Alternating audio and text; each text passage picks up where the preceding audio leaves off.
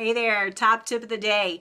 I think I may have told this story once before, but there was this writer that I was editing for, and they went on and on and on about this painting in their story. And they went on and on about it multiple times, like in each chapter. And I'm just like, stop with this painting. It had no relevance to anything in the story, and yet they just were obsessed with describing it. Yes, it was a famous painting. Yes, it was probably a knockoff of a famous painting, but it was just like, why are you wasting your word count on this?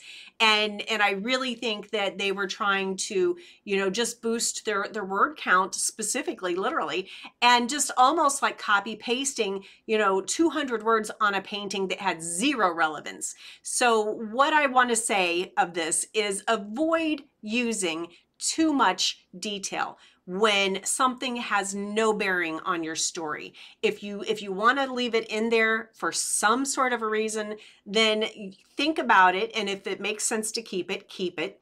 But drop that down to something that the word count is fitting for the value that it adds to your story. If it doesn't add value to your story, it really shouldn't be there at all.